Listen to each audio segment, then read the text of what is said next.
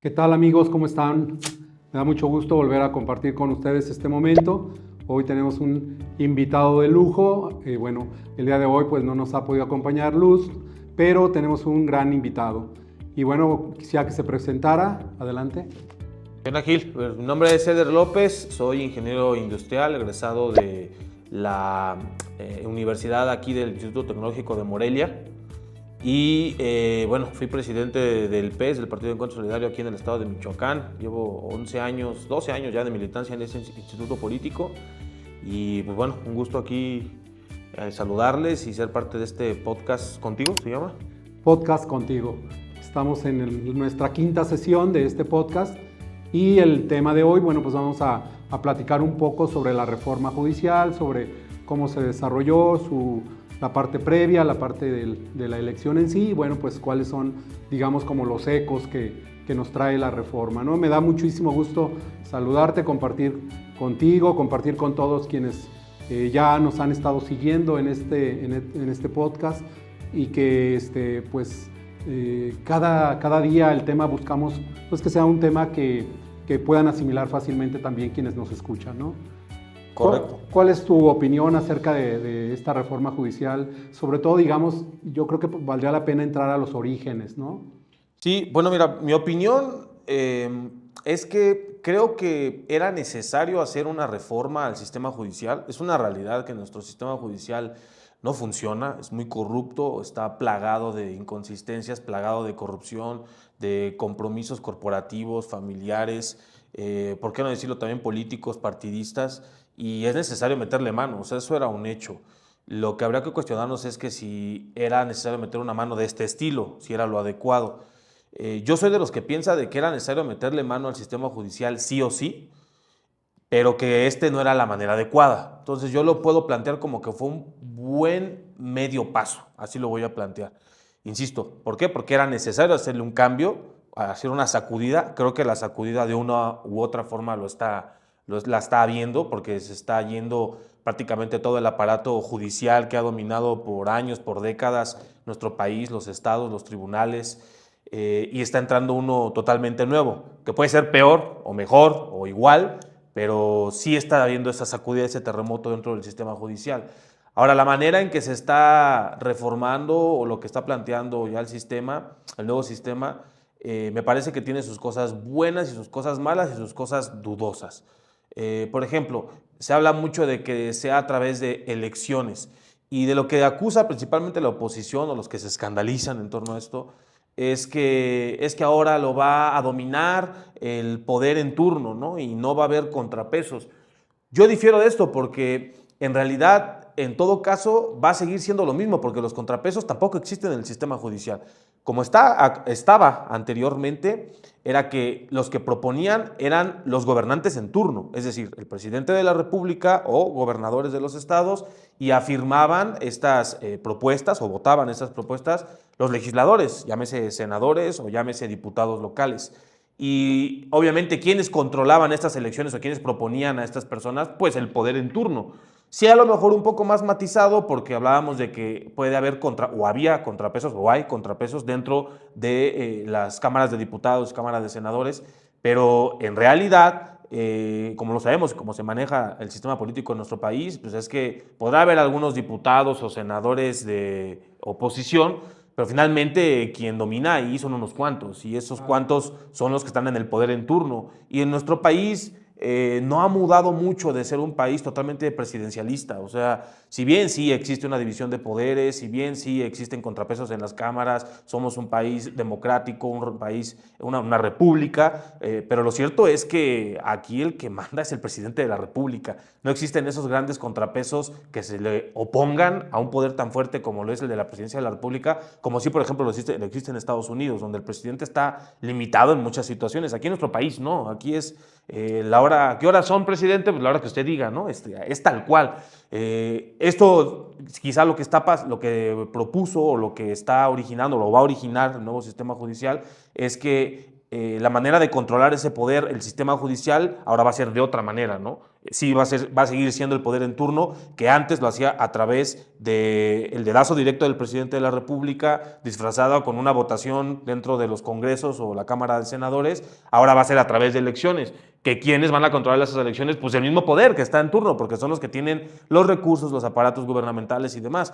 En todo caso, si existieran los contrapesos en las elecciones, pues también lo va a hacer como lo era anteriormente, un poco maquillado, porque será en medida de las estructuras políticas que cuente o que tenga en turno la oposición. Y pues obviamente van a ser siempre minoría, o en la gran mayoría de las veces. Entonces yo creo que esto es como que la misma puerca nomás que revolcada. Va a ser casi que lo mismo, solamente estamos yendo como que de punto A a punto B, pero estamos en la misma línea diametral del círculo. Eso es lo que yo veo, pero sí, insisto, creo que era necesario un cambio, una sacudida en el sistema judicial. Habrá que ver a los años si va a ser un poquito para mejor, un poquito para peor, o va a quedar igual. De acuerdo, coincido contigo, amigo Eder. Creo que lo hemos platicado con varios abogados. Ustedes saben que mi profesión es abogado y bueno, me dedico a la postulancia, a litigar. Y sí, nosotros realmente creemos firmemente que el sistema judicial necesitaba un cambio, una sacudida, decíamos nosotros.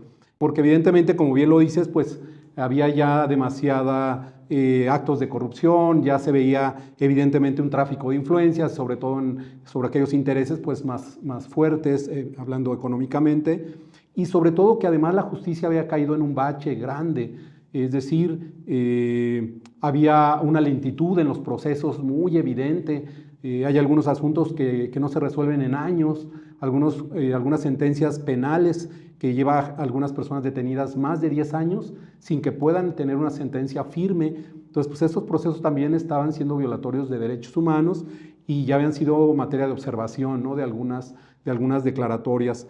Y además de que realmente no existe como tal una estadística en la cual la mayor parte de los delitos que se denuncia lleguen a la conclusión después de un buen juicio y tengan una sanción, que haya digamos, no solamente una sanción, sino que haya una reparación, una justicia, ¿no?, para los justiciables. Y bueno, creo que había necesidad, coincidimos en esta sacudida, en esta reforma judicial, pero en algo que quizás pudiera yo diferir un poco es en este tema del presidencialismo y la división de poderes. Yo creo que en el fondo esta reforma me parece que hubo, lo voy a decir en términos, digamos, populares, sí hubo una venganza de parte del Ejecutivo Federal, digamos, de López Obrador, porque recordemos cómo él, a través de diferentes acciones de gobierno que estuvo realizando, estaba siendo limitado por algunos amparos directos que le estaban concediendo algunos jueces, algunos ministros, en el caso de los juzgados colegiados, y entonces empezó a haber ahí una situación en la que el Poder Judicial aparentemente se volvió una oposición del Ejecutivo Federal. Hablo de la administración pasada. Y a mí me parece que una cierta venganza, sobre todo en la forma, porque no se midieron los tiempos, no se midieron los ejemplos que hay en algunos otros países donde se hace esta reforma para ser elegidos los jueces y los magistrados a través del voto popular, pero por etapas.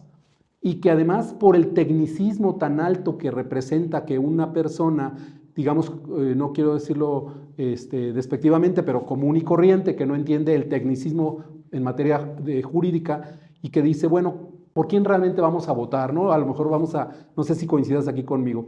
A ver, yo creo que los más conocidos son los ministros de la Suprema Corte. Mal que bien sabemos o sabe la gente que es a lo que se dedican. Sin embargo, ¿qué significa que tú votes por un magistrado del colegiado de circuito en materia civil, en materia laboral o en materia administrativa, o un magistrado del tribunal electoral, ¿no? Y todavía más allá, si vamos a los estatales, en los cuales pues votan por magistrados estatales, ya sea en materia civil, en materia penal, etcétera. No entro mucho al detalle, pero lo que quiero dar a entender, no sé cómo lo veas tú, esto de que realmente la gente sabía o tiene esta facilidad de decidir, voy a elegir a este funcionario porque además de que lo conozco su desempeño, o vienen los candidatos pues en una campaña además muy mal reglamentada, sin financiamiento público, sin capacidades de mayor forma de hacer campaña, y entonces pues nos ponen en un entredicho a la ciudadanía a votar por alguien que ni conocemos, por alguien que además no sabemos cuál es su función y que tampoco sabemos cuál es la conformación, hablando jurídicamente, de los distritos que componen la materia, ¿no? Entonces realmente me parece que ha sido una reforma al vapor, una reforma en la estructura y en la forma muy mal llevada, y que seguramente va a tener consecuencias, ¿no? ¿Cómo ves esto del tecnicismo jurídico? Pues fíjate que yo sí estoy un poquito en desacuerdo con lo que comentas, porque yo creo que se está juzgando con muy poco tiempo de análisis a la aplicación ante una reforma de estas dimensiones. A ver, si nos damos un poquito a la historia de cómo se implementó en nuestro país el sistema de partidos y por ende el sistema de elecciones, ha tenido etapas que han sido enormes, o sea, estamos hablando de más de 90 años de transformación. Recordarás tú cuando inicia el sistema de partidos y elecciones en nuestro país era prácticamente unipartidista y así fue por décadas, hasta que evoluciona. Después las elecciones eran controladas por el gobierno en turno, particularmente la Secretaría de Gobernación, se crea el Instituto Nacional Electoral, de ahí viene toda una implementación de mecanismo de elecciones a través de una institución alejada aparentemente del poder, y bueno, ha sido una historia larga que a lo mejor si hubiésemos castigado, como estamos castigando ahora con una opinión prematura, el momento que se vivió en aquel entonces de, a ver, vamos a pasar a que la gente ahora vote por sus servidores públicos, seguramente hubiera llevado a pues, tener que decir que también había sido muy mal planteada la reforma o los cambios propuestos en aquel entonces, y seguramente a lo mejor pues hubieran truncado con ese proceso y hoy hubiéramos vuelto a tener solamente un partido político y quizá manejado desde la Secretaría de Gobernación las elecciones o alguna otra cosa peor. Entonces, me parece que en todo caso necesitamos tiempo como para poder ver esto cómo funciona. Tú comentabas, es cierto, que en los pocos casos que han existido en otros países, casos similares de estos, donde se elige al sistema judicial a través del voto, no ha sido precisamente bien calificado. Sin embargo, es por esto, porque ninguno de estos casos, que hasta donde yo sé, creo que nada más son 2 o 3, no han tenido un proceso de 10, 15, 20 años. O sea, la crítica ha sido tan fuerte, tan contundente, que a unos cuantos años terminan echando para atrás el proceso, el proyecto. Yo apostaría que si ya de alguna otra forma se avanzó con esta propuesta, la dejen correr. Creo que tiene sus cosas buenas y sus cosas malas. A ver, de las cosas buenas que yo le puedo ver es lo que tú comentabas ahorita. Una de las grandes deudas que tiene el sistema judicial son los largos procesos que llevan y además malos procesos, porque son largos y al final terminan dictaminando de manera equívoca o corrupta. Sí. Y no hay nadie que les sancione porque ellos tienen un puesto por un determinado tiempo, que además son años, son 9 o más años, y nadie les puede hacer nada, porque además lo que hoy tenemos los ciudadanos para el escrutinio y para la crítica tan factible y tan, vamos a decirlo, beneficiosa y muy, muy visible, son las redes sociales, es el conocimiento de la Vox Populi. Ese conocimiento existe cuando se tratan de servidores públicos. Hoy yo creo que un servidor público se la piensa 2, 3 veces en hacer algunos actos vandálicos o de corrupción tan descarados como los que teníamos y seguimos teniendo, porque están las redes sociales. Hoy la gente está más activa, basta con un tweet, basta con un posteo en Facebook, en Instagram, para que se hace el villano de la historia. Sin embargo, de los 3 poderes, ejecutivo, legislativo, el judicial es el más distante de la ciudadanía. Poco sabemos de ello, incluida la casta política, poco sabemos de nuestros jueces, de nuestros magistrados, de cómo operan, de cuántos componen estos cada sala regional, la sala superior. La verdad es que pocos lo sabemos, mucho menos la intimidad de ellos, quiénes son, de dónde vienen, qué estudios tienen. Yo me atrevo a decir que para aquellos que dicen es que ahora va a llegar cualquier persona, yo estoy seguro que también ahorita están varias personas que tú pudieras decir, ¿este qué hace ahí? O sea, solo lo que falta yo creo que es información, justo esa ese foco que diera luz para ver el mundo de marranadas que hay ahí. Estoy seguro que hay nepotismo ahí, que hay hijos de personas que solamente por ser el hijo de tal persona está ahí y que a lo mejor hay 1000 personas mejor preparadas que ese amigo o amiga. Muchos hablan de la carrera judicial. Yo me pregunto, ¿qué es la carrera judicial? Yo creo que la mayoría de los mexicanos nos preguntamos, ¿qué es la carrera judicial? ¿A qué dicen estos amigos que supuestamente estaba todo diseñado para que hubiera un crecimiento de...? Porque hasta donde yo sé, en mi desconocimiento y en el desconocimiento general de la población del sistema judicial, pues solamente hablaban de esos puestos muy pocas personas. Un abogado de cepa, un abogado de escuela, como lo puede ser tú, pues yo creo que en su más remoto sueño pensaba en poder llegar a alguno de esos cargos si no tenías los nexos adecuados. Entonces, yo no sé qué carrera judicial defienden. Yo en todo caso abogo a que es bueno que ahora se le abra la puerta a varios otros ciudadanos, porque creo que puede abrirse para bien y para mal, ¿no? O sea, seguramente sí podrá llegar uno que otro que digas, ¿tú qué diablos haces aquí?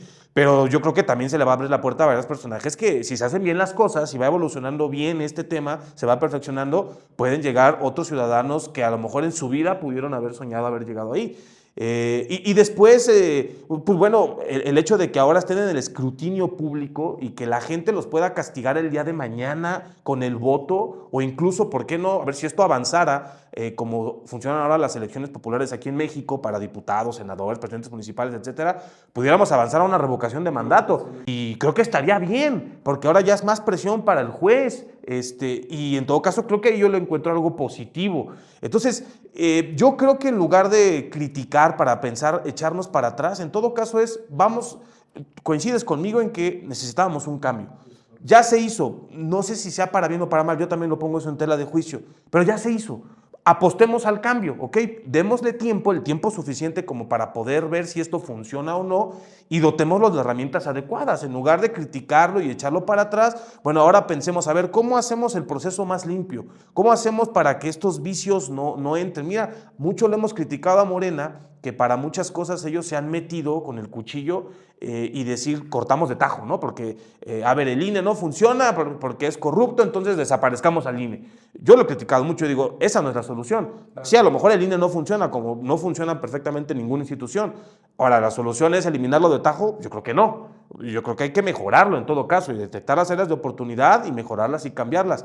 Aquí yo creo que es el caso. Démosle tiempo a que esto cuaje y en todo caso en el camino vayamos perfeccionando las cosas que se pueden corregir y creo que puede ser una gran apuesta. Yo sí creo que México puede dar luces a nivel mundial. ¿Por qué no? No somos cualquier país, somos uno de los países más poderosos económicamente en el mundo, de las 20 economías más fuertes del mundo. ¿Por qué no podemos decir que México puede dar un nuevo mensaje de que se pueden hacer las cosas de manera distinta a la receta que nos tienen por dada en el plato otras naciones? Entonces, paso al paso, yo no me apresuro en decir que esto es una porquería y que todo está mal. Yo creo que, insisto, sí se pueden corregir muchas cosas y apostaría en todo caso a ir corrigiendo el camino, muchas cosas que se van a ir presentando en un camino que nadie conoce porque es algo totalmente novedoso. Así es, sí. De acuerdo contigo, yo creo que han recibido los ciudadanos, algunos de ellos, pues evidentemente juristas, la oportunidad ahora de ser votados y de participar en esta elección. Sin embargo, a mí de esto que me quedaba como un poco todavía de recelo, digámoslo así, normalmente nosotros en el ámbito de la postulancia, pues tenemos un trato ahí directo con quienes ejercen actividades ahí jurisdiccionales directamente en los tribunales. Y de verdad que yo me sorprendo, muchas de las veces 7 de la mañana ya están en el tribunal, pasa toda la mañana, ya nosotros a las 3 de la tarde nos retiramos de las actividades porque se declara inhábil el día y ellos permanecen para seguir desahogando todo lo que tienen que hacer. Algunos de ellos se llevan el trabajo a casa y me parece que es una labor, yo diría, titánica, sí. Sobre todo quienes pues no tienen un nivel tan alto quizás como los jueces, pero todos los demás de abajo son quienes creo que sostenían un poco esto de la carrera judicial a la que tú te refieres, en la cual pues desde que empezaba una persona, un recién salido, egresado de la facultad, llegaba como meritorio y después de meritorio lo subían a, creo que le llaman primero auxiliar A o alguna cosa así, luego actuario, luego secretario, proyectista y iban concursando. Entonces me parece que había un poco de la meritocracia dentro del Poder Judicial sin dejar de lado esto que tú comentas muy bien, que en primer lugar para llegar a ser solamente meritorio tenías que traer una recomendación por lo menos de alguien del tribunal. Ya eso le quitaba muchas posibilidades a muchos estudiantes que iban egresando, ¿no? Claro. Y no se diga esto de los concursos, no eran concursos abiertos a la ciudadanía. Todos los concursos eran para las gentes que ya estaban en el tribunal. Entonces, ciertamente se apoyaba mucho el tema de la carrera judicial, pero también se iba haciendo este vicio de nepotismo en el cual, pues, obviamente, si tú entrabas recomendado por el juez, pues ibas a poder fácilmente escalar, ¿no? Y hasta donde se pudiera. Entonces, y es que, ¿sabes qué, Gil? Eso me recuerda a una plática que tuve no hace mucho con unos amigos y que, bueno, en el caso de la universidad en donde yo estudié, en el TEC de Morelia, siempre se hacía la comparación con el TEC de Monterrey. Muchos maestros nos decían, ¿saben cuáles? Algunos daban clases en el TEC de Monterrey, también daban clases con nosotros, y nos decían, ¿saben cuál es la diferencia entre el TEC de Monterrey y ustedes? El estacionamiento, porque vas a ver nada más carros mejores allá y acá no ves carros y si los ves son de los maestros y no están tampoco tan buenos. Pero yo al paso del tiempo, le platicaba a mis amigos, he identificado otra gran diferencia y que ya en el mundo real hace mucha diferencia.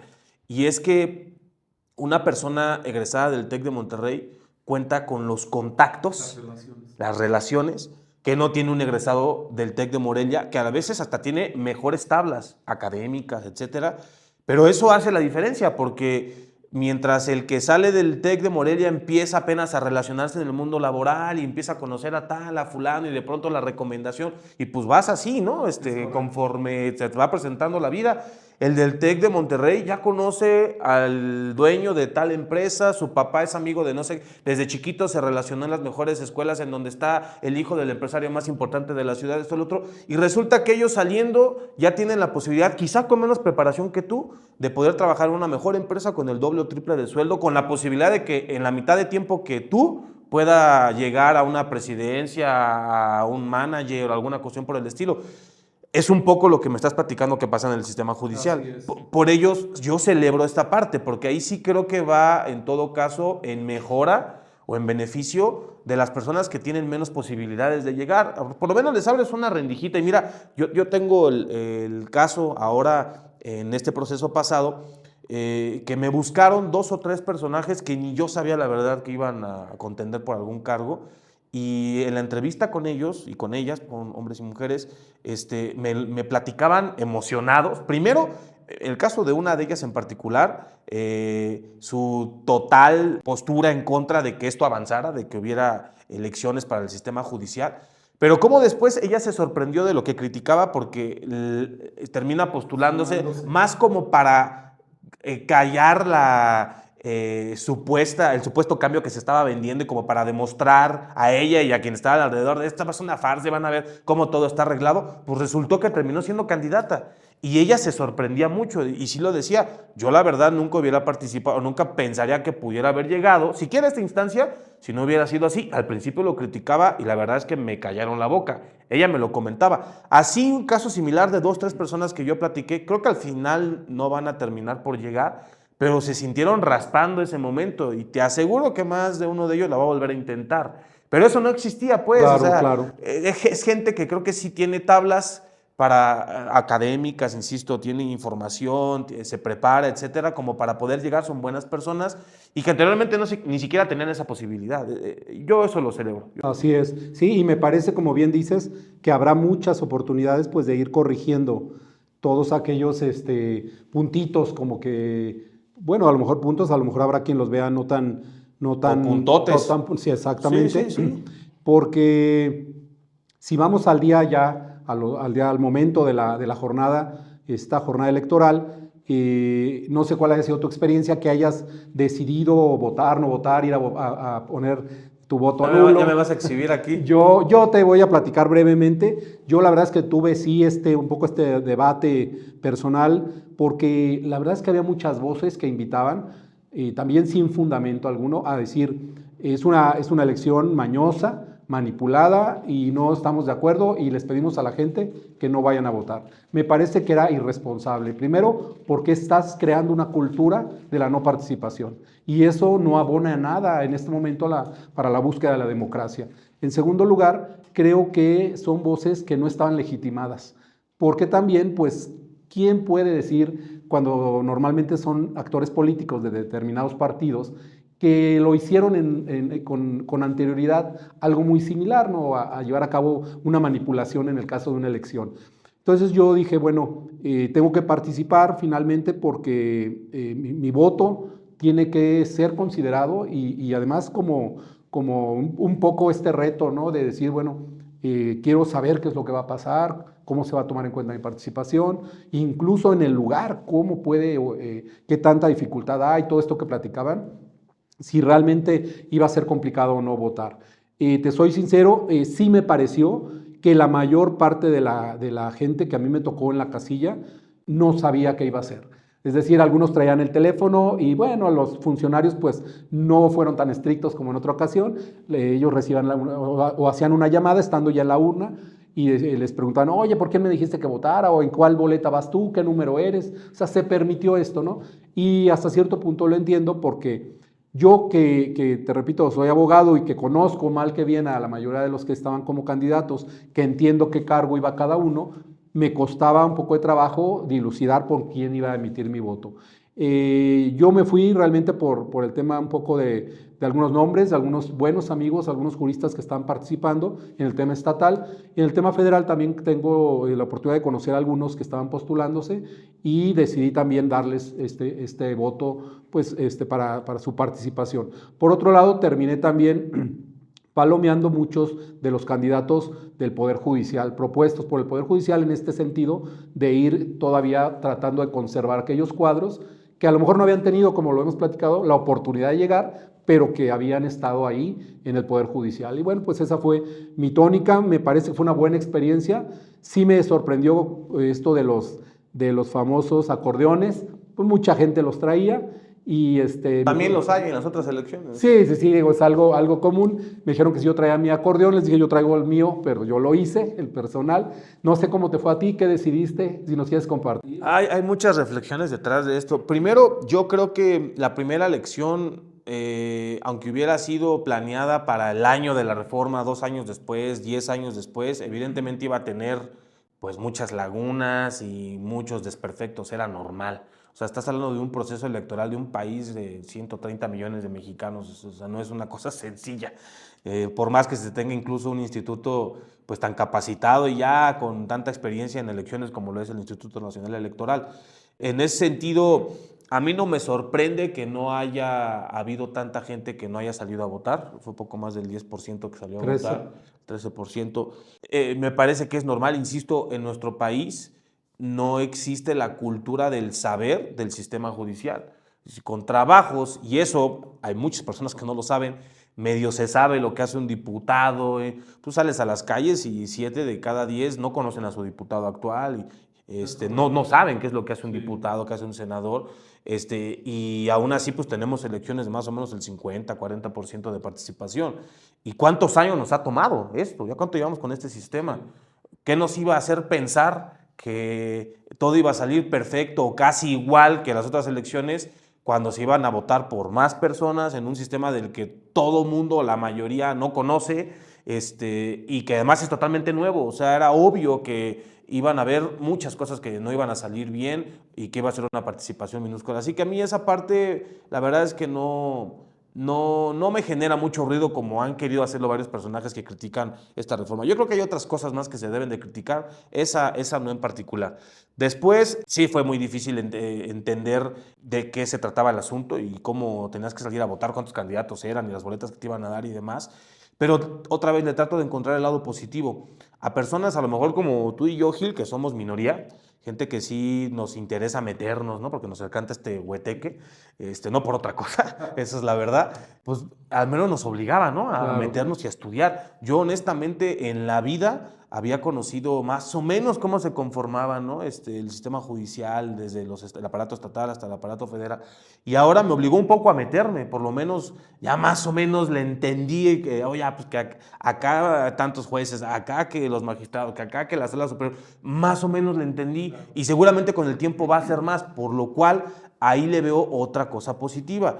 Al paso del tiempo, creo que las elecciones poco a poco van a ir educando a la sociedad en cuanto a saber cómo funciona y cómo se compone el sistema judicial. Y eso es bueno, por lo que te comentaba hace rato, porque van a estar más en el escrutinio público y eso va a obligarlos de alguna u otra manera, bajo la presión social, de que hagan las cosas bien, o ya por lo menos por interés, ¿no? Porque ahora es a través del voto, ahora se lo van a deber, ¿no?, a unos cuantos diputados o al compadrazgo de alguien, ahora tendrá que ser a través del voto, que si esto avanza, hoy se movieron básicamente las estructuras partidistas, pero pensando en que el día de mañana, en 50 años, 40 años, pueda haber unas elecciones de participación similar a las que hoy tenemos de diputados y demás, no va a bastar con elecciones, con los aparatos partidistas. Ahora sí va a ser la voluntad popular, por lo menos en un gran porcentaje, y ahí para llegar a ese punto valdrá mucho lo que hayan tenido de trabajo, del background.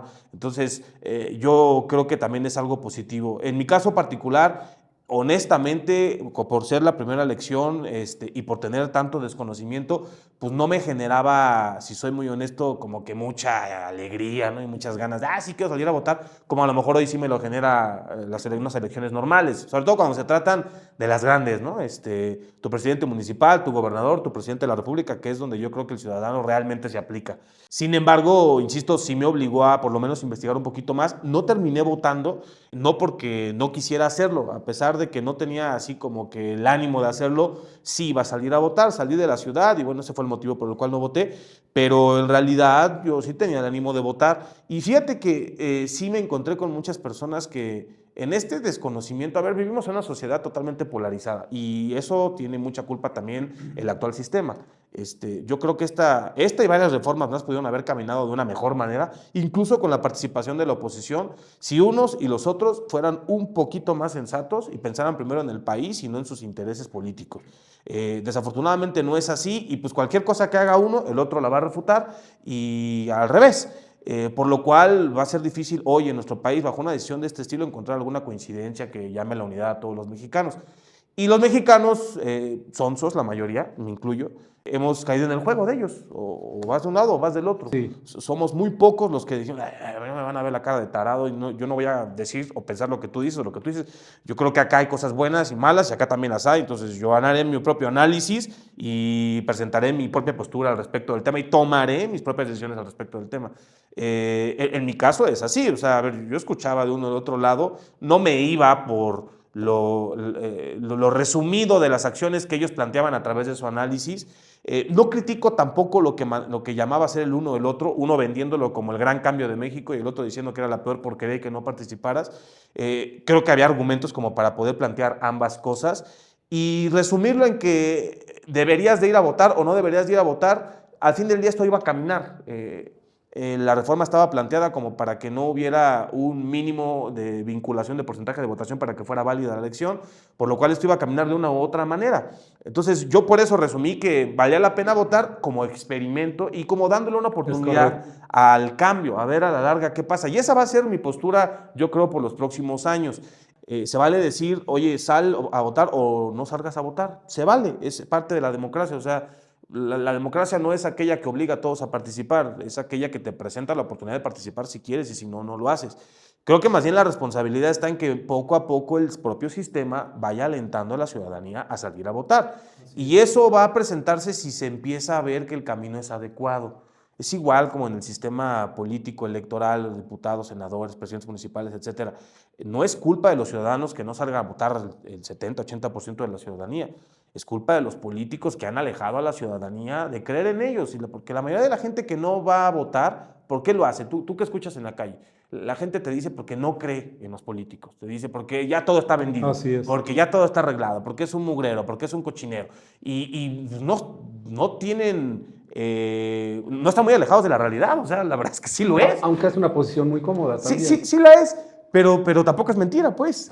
¿De quién es culpa? O sea, del ciudadano, pongámonos en las personas que tienen poco acceso a tecnología, que no tienen acceso a información, que su verdadera preocupación de hoy en día es qué van a comer, porque no tienen literalmente qué comer, que no tienen piso firme, que no tienen educación, que apenas si están letrados.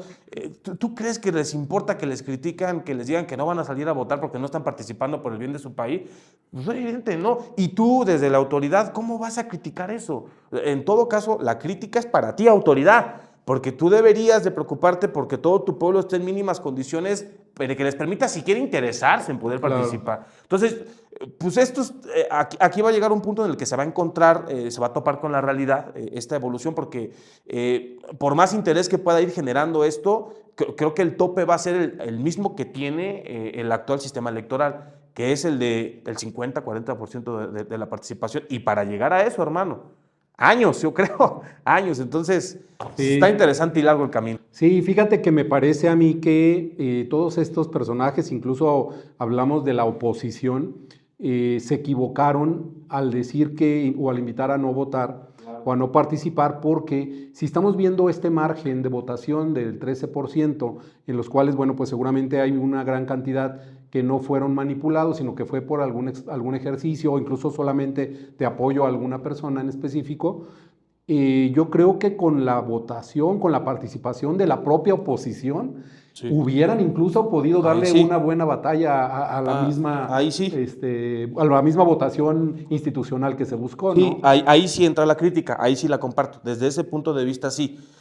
A ver, ¿podían llamar a no votar? Sí, de la forma en que lo hicieron, no, totalmente estúpida. O sea, decir no salgan a votar porque está todo mal y está todo arreglado, y las otras elecciones, ¿qué? ¿Son ejemplares? O sea, por Dios, no, era simplemente porque no querían hacerle el caldo gordo a la narrativa oficial en donde estaban planteando que básicamente estaban presentando un sistema judicial novedosísimo y el mejor del mundo, porque todo lo que hacen es eso, ¿no? Es lo mejor del mundo y demás.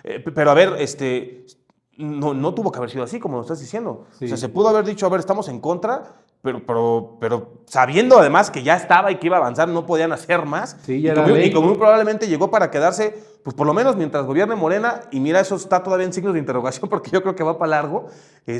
Bueno, tendrán que, yo creo, o tuvieron que haber planteado las cosas de, a ver, ya está, ahora desde aquí vamos a jugar, claro, y vamos a tratar de encontrar el lado positivo, porque insisto, curado de filias y fobias sí tiene cosas positivas. Y como tú bien dices, pudieron haber participado.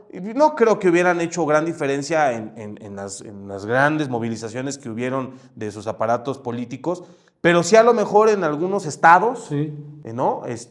Como por ejemplo Jalisco, Nuevo León, los estados de oposición, el propio Guanajuato, sí, por supuesto, hasta Durango, para el norte. O sea, sí se pudieron haber hecho cosas y perdieron esa gran oportunidad. Y pues ahora, como dicen también quienes critican la no participación, ¿no? Tú no te puedes criticar por el gobierno, ahora vamos a decirlo así, por el sistema judicial que tienes, pues si no participaste, manito, ¿no? Eso es lo que les vamos a tener que decir a estos cuates. Y a los que no participamos en general, y me incluyo porque yo tampoco voté. Pues bien, hablemos un poco de ya decíamos la jornada como tal. No sé, hubo algunas incidencias, algunas casillas, hablan de que fue un éxito en cuanto a la instalación. Me parece que el 99% se cumplió prácticamente instalación de casillas. Hubo por ahí un dato extraño, no sé realmente si parece ser que fue de Chiapas, donde había un pequeño video en donde veíamos que ya estaban, previo a la elección, estaban marcadas algunas de las boletas, por ahí están ya palomeadas. No sé si te tocó verlo por ahí en este video que circuló. Y también, bueno, de lo que más se habló a mí me parece que fue lo de los acordeones, que era lo que platicábamos, ¿no? Y además, pues esto era por una cuestión un poco de la misma experiencia de la votación en sí, ¿no? Porque era difícil realmente que alguien sin llevar un acordeón, independientemente de quién se lo hubiera dado o si él hubiera hecho o no, llegar y ponerse a decidir después de tantas oportunidades y opciones que había, ¿no? Entonces, no sé, ¿tú te diste cuenta de alguna incidencia, algo en particular que te haya llamado la atención? Sí, honestamente que me llamara la atención ninguna. Yo creo que es parte de la naturaleza de cualquier elección en México. O sea, no se dijo nada nuevo de lo que ya vivimos en las elecciones hasta hoy en día llevadas a cabo. O sea, estamos hablando de que pudieron haber habido candidatos que no cumplían el perfil, pues no es nuevo, que candidatos que estaban presuntamente vinculados con el crimen organizado, tampoco nada nuevo, que candidatos desafortunadamente asesinados, tampoco es nada nuevo. La tristeza de lo que estoy diciendo, pero Claro, esa es la realidad de muy las elecciones normalizado. en México, esa es la realidad. Acordeones, pues tampoco es nada nuevo. En las elecciones entre partidos políticos es muy común y más común de lo que la gente sabe, que para las comunidades en donde te topas con gente que no sabe ni siquiera firmar, pues tú firmas un tache, los partidos políticos, los candidatos les tienen que dar el acordeoncito, nomás que el acordeoncito pues es así, es una tarjetita Claro. en donde identifica mi colorcito, vienen más o menos así las letras porque no sabe leer. Cuando encuentres un simbolito más o menos igual, ahí le tachas, ¿no? Es un estilo de acordeón. Ahora el acordeón era más largo, pues porque además la elección era más compleja y además era la primera. Entonces, pues tampoco es nada nuevo, o sea, es algo normal. Que fue trabajada por las huestes partidistas y por los grupos fácticos de los partidos políticos, pues tampoco es nada nuevo. ¿Qué se dice en el argot político en unas elecciones? Que lo que define las elecciones son los aparatos partidistas, son los aparatos de las elecciones. Entonces, pues igual. Y de las anomalías del Instituto Nacional Electoral, pues igual también muestran más o menos los mismos números que las elecciones ordinarias. O sea, estamos hablando de que se instalaron más del 99% de las casillas, lo que casi siempre pasa, algunas anomalías dentro de casillas, que también siempre pasa, que algún tipo de acto administrativo mal ejecutado por parte de los funcionarios de casilla, también siempre pasa, que si alguna casilla a lo mejor se instaló tarde, también. ¿Y qué más? Pues digo, es que en general a mí no me sorprende porque yo creo que en la justa dimensión de lo que fue esta elección fue lo mismo, ¿no? Nada más que a la potencia -5, porque pues aquí votaron el 10% y regularmente vota el 40-50%. La verdad nada me sorprendió, son cosas que se tienen que mejorar, en todo caso, del sistema de elecciones en general. Yo creo que si cambia el otro sistema de elecciones, este también va a cambiar. En cuanto mejore uno, va a mejorar el otro. Entonces, en todo caso, apuesta a mejorar el madre, que es en donde en teoría tienes más experiencia, más bagaje, más tiempo de conocer ese sistema y esa expertise la vas a poder traer acá. No vas a poder cambiar uno si no cambias el otro. Sonaría hasta ridículo, ¿no? Porque además, entiendo el proyecto, es que en un punto las elecciones converjan, incluso para economizar, ¿no? los recursos. Entonces, no, nada que me sorprendiera, Miguel, la verdad, tristemente, porque fueron noticias, algunas de ellas lamentables, ¿no? El asesinato de algún candidato, la vinculación con el crimen organizado, pues ese tipo de cosas no deberían de existir. Así es. Pero existen y es normal en nuestro Claro, país. y creo que ahí la oposición debería de construir esta crítica desde, como tú lo dices, pues desde un punto en el cual podamos ir escalando hacia mejores resultados, porque, bueno, primero, pues tú hablas de una normalización de ciertas prácticas que hemos venido revisando en los diferentes procesos electorales, pero ahora, bueno, como la oposición no estaba, digamos, como o no se consideraba que estaba en el mismo rango de participación. Sí, o ni siquiera participando, porque dijeron que no participaron. O sea, se autodescalificó prácticamente, ¿no? Entonces, en ese sentido, ellos se hacían, me parece que son las víctimas. Dijeron, no, pues sabes qué, es una elección manipulada, mejor no participamos, cuando se tuvo la oportunidad de incluso de demostrar esto que ellos argumentaban como que todo lo que iba a pasar, ¿no? Porque finalmente se alejan de la elección y pues propician que precisamente no haya la manera de demostrar lo que ellos mismos decían, ¿no? Y por otro lado, se ha hablado también, y yo en esto a lo mejor podría coincidir un poco, y no quiero que sea quizás como una teoría de la conspiración. Me parece que ciertamente le pareciera coincidencia dos cosas. Una, que evidentemente en estos países en los que la izquierda va tomando fuerza, en América Latina sobre todo, se van copiando ciertas agendas o se van llevando a cabo ciertas agendas en las que parece que México no ha sido omiso.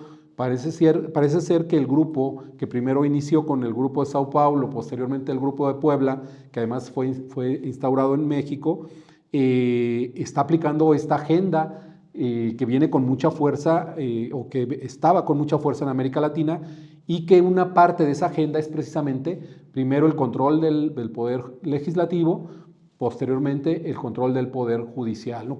Pareciera el caso. Y por otro lado, algo que me llama mucho la atención, esta casualidad, porque al parecer el nombre del presidente, el candidato que queda como presidente de la Suprema Corte, no lo manejaban, o sea, lo manejaron en estos acordeones, lo manejaron indistintamente y parece que alguien dice que se les filtró porque querían que quedara en realidad una mujer.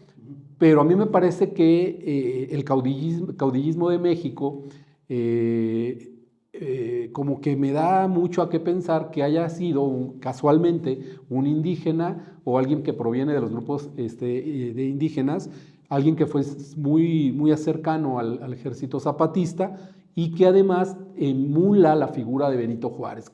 Se me hace muy casual, ¿no? Como que no será que detrás de todo esto había la intención de que esto ocurriera. Tú hablas de que hay una agenda globalista que encabezan las izquierdas, te copian los modelos y que termina México también siendo parte de esto, ¿no? Ya después todo lo demás que ha pasado en la elección. Sí, a ver, es evidente y además yo creo que es natural. A ver, en el mundo, en la vida, tu forma de pensar te va acercando con gente que piensa muy similar a ti. A veces ya llega un punto en el que lo haces de manera premeditada, pero es relativamente natural, es parte de la naturaleza humana. Por lo cual las izquierdas pues se van a entender con las izquierdas y vivimos ahorita en un gobierno de izquierda que nunca escondió además su naturaleza de ser. Por lo cual para mí no me representa tampoco, es una sorpresa y creo que es hasta cierto punto natural, normal que pues ellos viniendo de ese grupo o siendo afines a esos grupos de izquierda, con ciertas distancias con algunos, más cercanías con otros, terminen emulando ciertos sistemas de gobierno, reformas, etcétera, que otros países de izquierda han implementado. Entonces, esa parte a mí no me sorprende. Ahora bien, fíjate que en la parte de cómo se dio el que ahora va a ser el presidente de la Sala Superior, a mí me llama mucho la atención porque la verdad es que durante el proceso de elección no se habló de él. Y en todo caso, qué bueno que no se habló de él. A mí me zurra, o decir así, a mí me súper molesta que tengamos que estar eligiendo o poniendo en la balanza de cosas que analizar para elegir a algún representante público, que ahora lo van a hacer los jueces, populares, los magistrados, el hecho de su condición de sexo, indígena o no, claro, empresario o no, porque no estamos eligiendo eso. Y ninguna de estas cosas te hace mejor ni peor persona.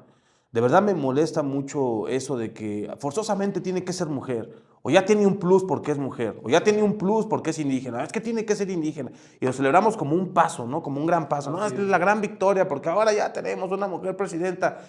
Seguramente para los grupos minoritarios, pues sí lo es, porque dirás, esto yo jamás lo llegué a pensar, pero en realidad, al fondo de las cosas, lejos de la celebración momentánea, como puede ser que hoy ganó la América o que mañana ganen las Chivas, en el fondo, ¿qué cambia? O sea, ¿cuál es la gran diferencia de que gobierne un hombre o una mujer? Si los dos son igual de corruptos, o claro, igual de ineptos, claro, o igual de preparados, de buenos gobernantes. Pues el sexo, el que seas indígena, el que tenga cierta preferencia sexual, etcétera, pues no hace ninguna diferencia de nada. Y creo que la discusión pública no tendría que ir por ahí. Por lo cual, en esta ocasión, qué bueno que un indígena llegó así.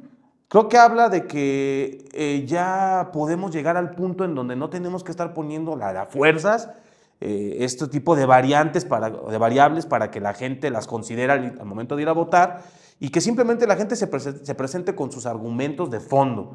Qué tan bueno eres, qué tan preparado eres, qué tan profesional eres, qué tan honesto eres, qué tanto conoces de la materia, qué también puedes desempeñar tu trabajo. Eso es lo que verdaderamente nos importa. Ahora, habrá que poner en tela de juicio si esto realmente también fue analizado para que este personaje fuera electo, pero por lo menos celebro que no fue la consigna de, ¿por qué es indígena? Vamos todos a votar por él, ¿no? Por lo cual dudo, en este caso en particular, que haya sido postulado así, digamos, premeditadamente, porque en todo caso hubieran calentado la olla desde antes, ¿no? O sea, ya para qué saber después de que fue electo que era indígena. O sea, ¿sí me explico? Sí. La agenda de la izquierda, en ese punto en particular, el wokismo, va por presentar estos argumentos a priori. O sea, vamos a votar por él porque es indígena. Así es. No, ya ganó. ¿Qué creen? Resulta es indígena. No. Aquí, en este caso en particular, creo que no aplica. En donde sí aplica es en el caso de ser mujer, porque querían meter a abuelita mis calzones que tenía que ser forzosamente una presidenta mujer. ¿Por qué? Pues porque no más. O sea, porque tenía que ser mujer, porque es la gran evolución el que hoy las mujeres lleguen a esos. Y a ver, no tengo ningún problema con que sea una mujer o con que sea un hombre, ese no es el punto. A mí me da igual, y yo creo que al grueso de los mexicanos, si llega un hombre o una mujer, queremos que sea un buen personaje. Así es. Punto. Si es hombre o mujer, me da igual. O sea, yo al menos no le encuentro ningún plus en particular. El punto es que haga bien su chamba. Entonces, ahí sí yo creo que sí encontramos esos esbozos de wokismo. Y mira, la naturaleza de la elección dio porque fuera un hombre.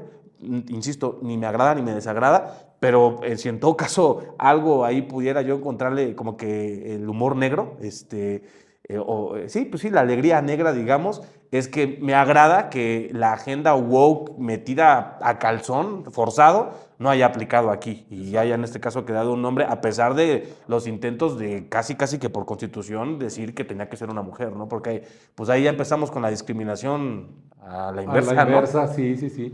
Sí, excelente. Yo creo que, como bien tú dices, no tendríamos en general que estar con estos estereotipos de cuáles son las preferencias, los géneros, en todo caso el origen, las costumbres de determinadas personas para la elección de algunos cargos públicos.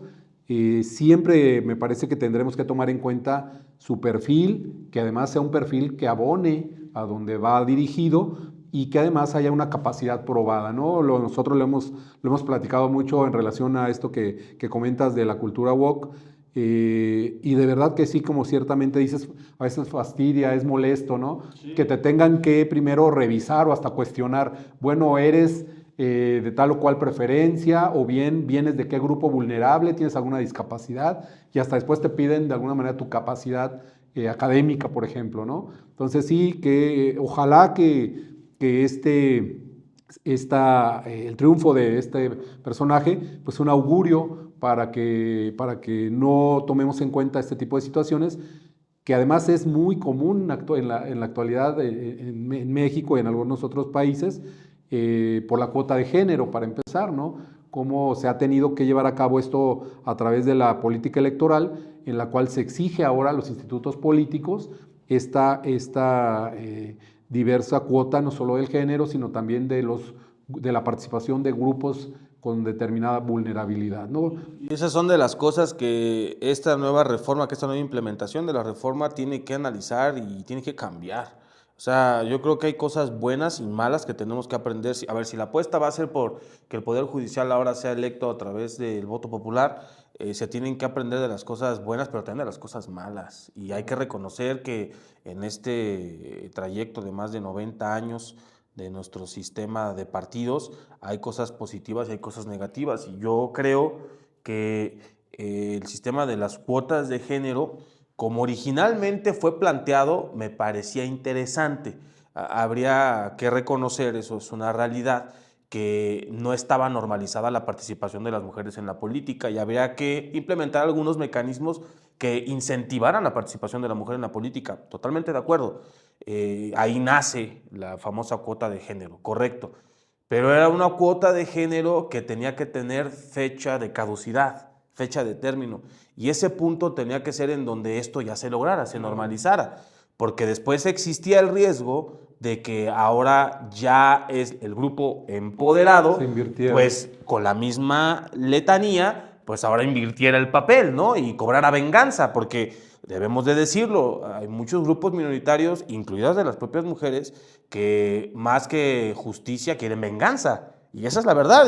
Y a ver, habemos hombres que decimos, yo no voy a pagar por los pecados de hombres de hace 40, 50 años, porque yo ya no vengo con ese chip. Entonces, aquí es donde ya entra la resistencia, en este caso particular de sexo, hombres, mujeres, de los hombres en decir, wow, un momento, o sea, ahora esta generación dice, no hay, a mí me vale si eres hombre, si eres mujer, no tengo ningún problema en una mesa de negociación, en una mesa política, en alguna presidencia de la República, etcétera, podemos ver con amplia naturalidad que exista una o muchas mujeres o más mujeres que hombres, no hay ningún problema, pero tampoco nos vamos a dejar que vengan y que nos pongan el pie en el cuello y que ahora cobren venganza. Claro. Entonces, este es ahora el riesgo que se tiene que medir sobre las cuotas de género y otras cosas más que yo, desde mi punto de vista, así como en su momento se planteaba, porque el análisis era, no están participando mujeres, hay que incentivar mecanismos para que participen las mujeres, ahora se tiene que plantear, desde mi punto de vista, mecanismos para que esto no termine convirtiéndose en venganza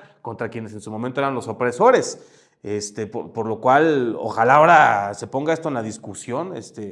No sé qué tan fuerte suena lo que estoy diciendo, pero es real, yo lo veo real.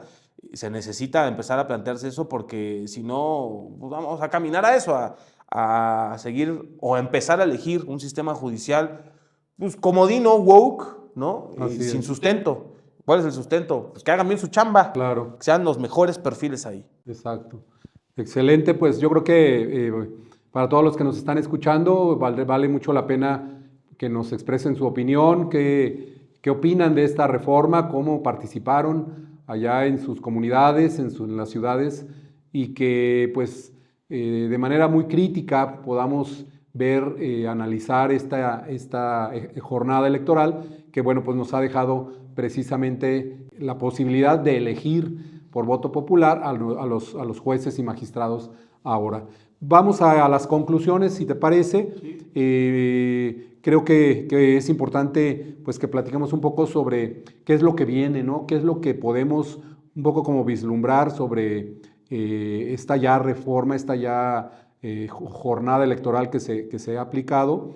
Escuché por ahí una crítica, me pareció, pues no sé si decirlo interesante, pero sí como ahí muy suspicaz, que hablaba de que, que esta reforma, que aparentemente era manipulada por la 4T o por el grupo en el poder, que no le iba a salir porque el día de mañana quienes hoy han salido electos iban a empezar a tomar cierta fuerza de autonomía, que iban a ejercer su soberanía como tal y que ellos mismos se iban a poder convertir en lo que hasta ahora había sido la oposición, que trataron de enfrentar el grupo institucional, el grupo en el poder, y que entonces le iban a cobrar la cuota a quienes ahora ostentan el gobierno federal, ¿no? Es decir, se iban a separar, ya dándose cuenta de la posibilidad de que de un ejercicio lícito, como un ¿no? efecto Frankenstein, ¿no? Exactamente. Están creando el monstruo que se va a volver en su contra. Exactamente. Entonces, bueno, ¿qué es lo que nos espera de la reforma judicial desde tu punto de vista? Fíjate que yo no lo veo de una forma pesimista, tampoco creo que sea algo, pues, digamos, que termine siendo un fracaso rotundo, no lo veo honestamente, siempre y cuando aplique lo que hace rato comentamos, ¿no? Que se le dé tiempo, que se entienda que tiene que ser un proceso largo, no tendría por qué ser distinto a otros procesos de similar magnitud que hemos vivido en México o en otras partes del mundo, y que se apueste por ver lo positivo de lo negativo. Ese es el problema, que en nuestro país pues vemos blancos y negros a como nos ha acostumbrado la propia clase política, y salirnos de ese entendimiento nos cuesta mucho trabajo como sociedad, y hoy no veo ese caldo de cultivo. En todo caso veo justo el de la polarización, y así va a ser. O sea, por más que se puedan encontrar cosas positivas, yo creo que el escarnio, los adjetivos a favor y en contra, así tan polarizantes como pueda presentarse esto, van a ser la comidilla de todos los días. Entonces, tendremos los que apostamos, insisto, por no ver el mundo en blancos y negros, sino ver matices. Tendremos que ser muy pacientes y muy constantes, porque nuestras voces sí son escuchadas y son nuestras voces las que van a transformar la sociedad, los que apostamos a la unidad y no a la división, nada más que todo a su tiempo, ¿no? Poco a poco.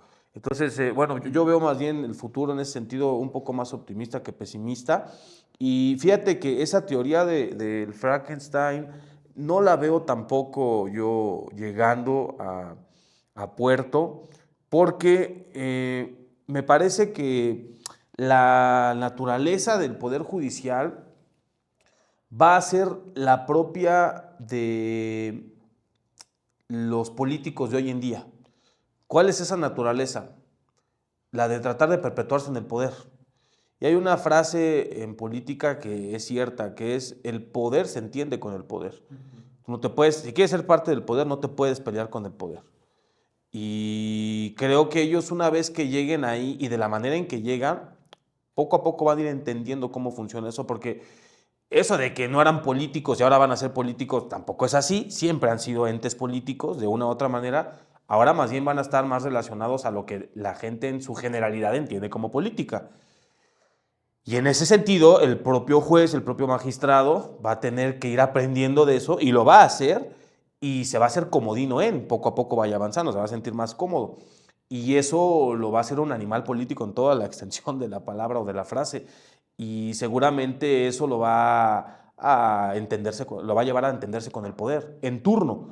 Que ojo, esa descalificación que mencionabas hace rato que algunas personas emiten de decir que es que la reforma judicial tiene por fondo hacer que Morena o el poder en turno, en este caso Morena, controle al 100% todos los poderes, pues eso es ahorita, porque pues ahorita gobierna Morena, pero igual si mañana gobierna el PES, pues seguramente a lo mejor ahora va a ser el PES el que va a tener la posibilidad de mover todo ese aparato partidista y llevar a los jueces a modo que el PES considere. Y si después es el PRI así, como lo era antes, o sea, no hay gran diferencia. O sea, dicen que digan, es que ahora va a tener total control Morena. Pues sí, mientras esté Morena, pero si el día de mañana es alguien más, pues va a ser ese alguien más.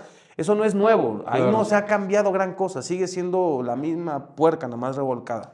Entonces, creo más bien, insisto, que el análisis no está en ver si el poder se vuelve unitario en la figura de algún partido político o de algún actor político, sino en ver lo que tú comentas, cómo se va acomodando esta nueva fuerza política en los términos que entendemos de la política y cómo va a responder al poder. Yo creo que no va a ser en pleito, yo creo que no va a ser el Frankenstein que se va a ir en contra de su amo, de su dueño, de su creador. Me parece en todo caso más bien que va a entenderse, vas a verlo de una manera muy cómoda, y cómoda en ese sentido, entendiendo que hoy es Morena, pero mañana puede ser alguien más. Así es. Y no se va a pelear.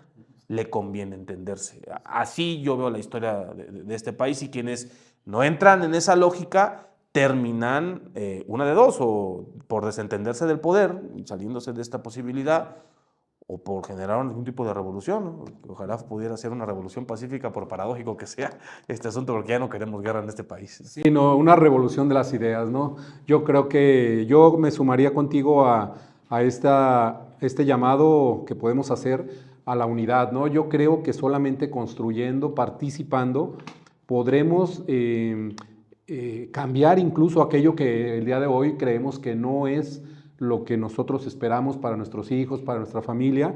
Me parece que ciertamente en algunas situaciones estos grupos de poder que actualmente lo ejercen lo han venido ganando desde la parte cultural, desde la parte política, se han unido porque lo vemos en América Latina, cómo han llegado al poder, pero me parece que algo debemos de entender de ellos y aprenderles, ¿no?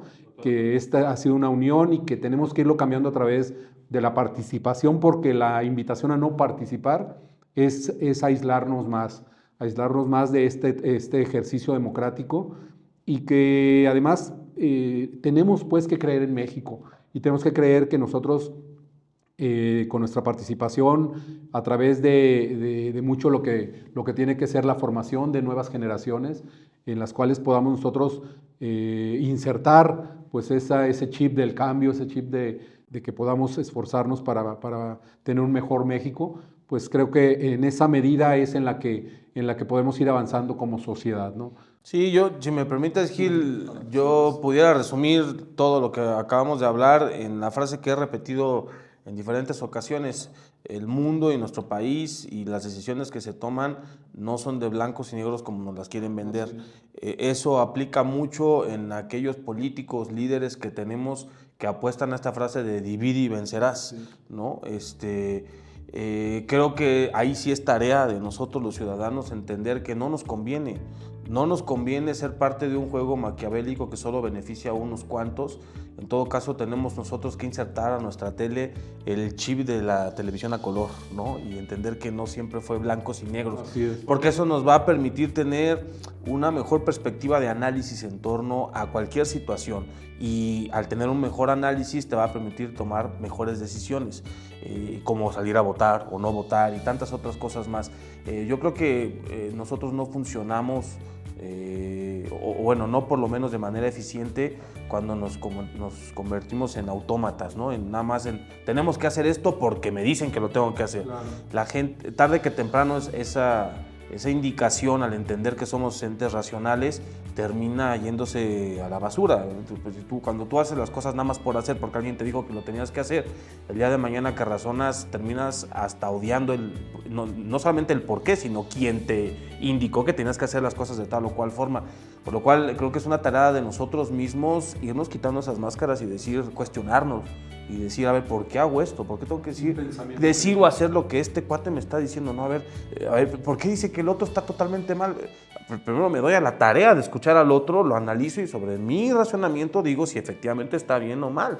No hay voces imperantes, no hay mesías políticos. El mesías, a los que somos creyentes, yo creo que nada más hubo uno y se acabó. Entonces, no compremos ese discurso, hay que analizar las cosas y seguramente así podemos empezar a cambiar las cosas. Sí creo yo que el cambio viene desde uno y no puedes tú promover o pensar en un cambio colectivo si no cambias primero tú.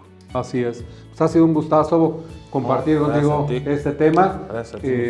Les agradecemos a todos su participación, el hecho de que nos permitan pues participar en este tema con ustedes. Un saludo por allá a nuestra anfitriona Luz. Ojalá la tengamos pronto nuevamente por aquí en el podcast contigo. Y bueno, pues esperamos también ahí, esperamos sus comentarios, sus participaciones y seguiremos aquí con ustedes. Saludos también al de las cámaras. También saludamos ahí a nuestro Al de amigo las Eric. cámaras.